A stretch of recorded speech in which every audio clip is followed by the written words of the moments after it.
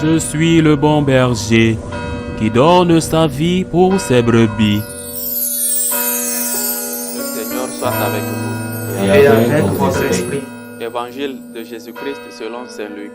Gloire à toi, Seigneur.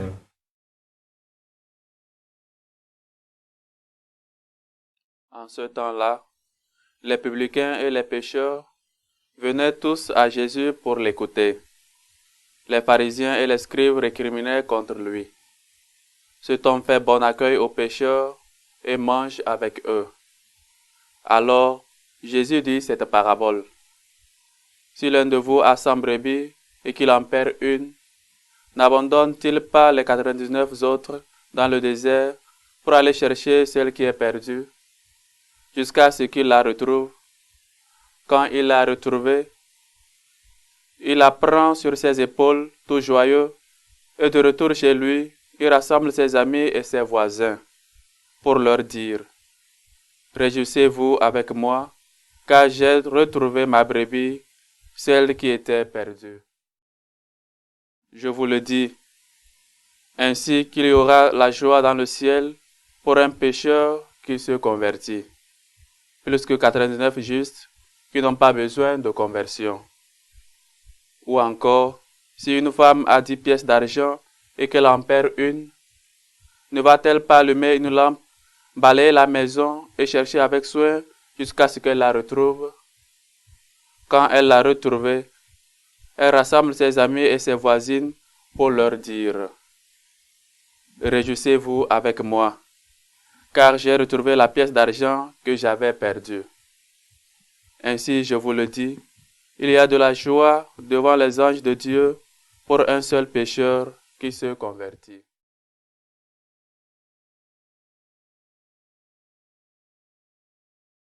Acclamons la parole de Dieu. Louange à toi, Seigneur Jésus. Bien-aimés de Dieu, chaque fois que nous nous retrouvons pour célébrer l'Eucharistie, c'est un motif d'action de grâce, un motif de reconnaissance et de gratitude, raison pour laquelle la messe justement est appelée action de grâce. Nous sommes donc dans l'action de grâce parce que, une fois de plus, Dieu nous renouvelle. Chaque fois que nous nous retrouvons autour de la table de l'Eucharistie et de la parole, nous nous renouvelons. Nous venons justement mendier la miséricorde de Dieu. Cette miséricorde justement qui nous est révélée pleinement par Jésus-Christ, le Fils unique de Dieu. L'évangile que nous avons écouté est rempli d'enseignements. Et comme d'habitude, Jésus nous enseigne par sa méthode habituelle, qui est justement celle des paraboles. Et aujourd'hui, l'évangile contient les paraboles de la brebis perdue et celle de la pièce de monnaie perdue, dans lesquelles Jésus enseigne la joie que procure au ciel le repentir et la conversion d'un pécheur. Ces paraboles soulignent l'importance de la miséricorde divine et de la recherche de ceux qui se sont détournés de Dieu, ainsi que la célébration au ciel de leur retour. Nous sommes plongés dans une vision béatifique, mentionnée dans la phrase « Il y aura la joie dans le ciel pour un seul pécheur qui se convertit ». Cette phrase fait référence à la joie et à la célébration dans le ciel pour le salut d'une seule âme. Dieu et la cour céleste sont toujours en joie quand un pécheur décide de revenir à Dieu, décide de se convertir. C'est toujours un motif d'allégresse, un motif d'action de grâce. La vision béatifique est la contemplation de Dieu dans sa plénitude, et la conversion d'un seul pécheur représente un pas vers cette pleine union avec Dieu, ce qui est un motif de jouissance, de réjouissance pour la cause céleste. La lettre aux Philippiens est très révélatrice, celle que nous avons écoutée. Elle est en accord avec l'Évangile. Justement, l'apôtre Saint Paul le dit, « Tout m'est indifférent en comparaison de l'excellence de la connaissance du Christ Jésus, mon Seigneur. » Quoi de plus mieux que de connaître Jésus-Christ? qui s'est révélé, qui s'est fait homme, et qui, durant sa vie terrestre, s'est révélé aux apôtres par ses enseignements, par des miracles, et au moment de monter au ciel, au moment de retourner vers son Père, il nous a laissé le sacrement de l'Eucharistie, il nous a laissé les sacrements. Quoi de plus beau d'être toujours uni au Christ, de le connaître pleinement, de savoir qu'il est la parole de Dieu justement, qui nous comble, nous qui essayons journalièrement de la méditer. Et chaque fois que nous méditons la parole de Dieu, nous sommes en connexion directe avec le Christ lui-même qui a bien voulu se révéler et unir sa condition divine à la condition humaine. Cette lettre donc que nous avons écoutée, la lettre aux Philippiens, nous révèle justement cette union et cette reconnaissance que nous devons avoir envers le Fils de Dieu. Et pour nous aujourd'hui, il est question de remercier Dieu avec des exemples concrets, avec des motifs d'action de grâce. Remercier Dieu pour sa miséricorde et pour son pardon. Reconnaître notre péché et la grâce de la conversion et du repentir.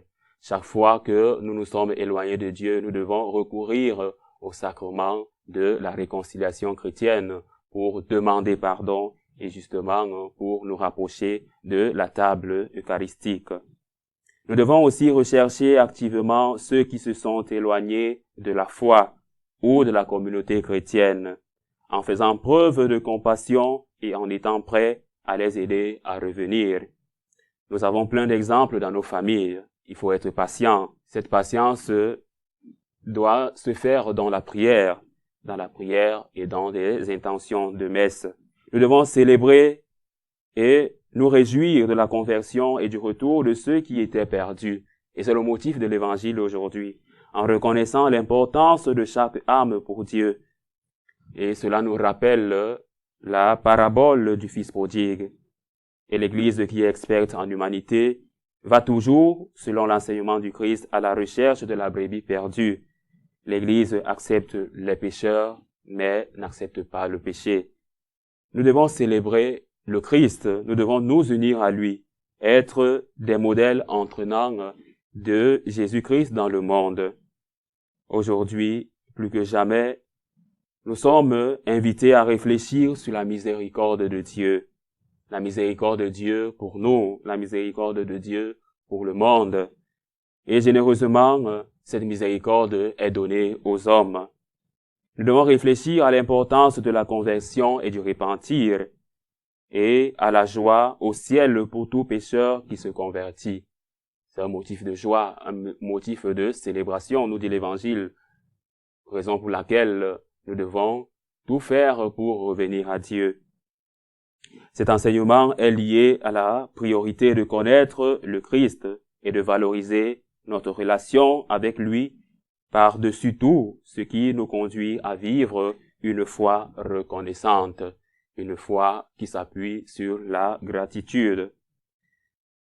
Une foi qui reconnaît la miséricorde de Dieu, une foi qui est engagée à rechercher ceux qui nous sont chers, mais qui se sont éloignés de la vraie doctrine.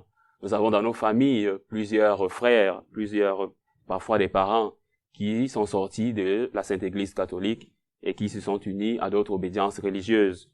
Nous devons prier pour ces personnes, demander la grâce de Dieu, la grâce du repentir, de la conversion, afin que ces personnes puissent revenir vers le droit chemin, puissent reconnaître l'amour du Christ, reconnaître que l'Église catholique, en elle, se cache la révélation pleine du Christ. Ne l'oublions jamais, Dieu nous a créés pour le connaître, et en le connaissant, nous devons l'aimer.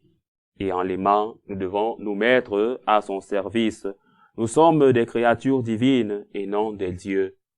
Par conséquent, nous sommes appelés à nous mettre au service de Dieu, à le connaître, à l'aimer, à le servir.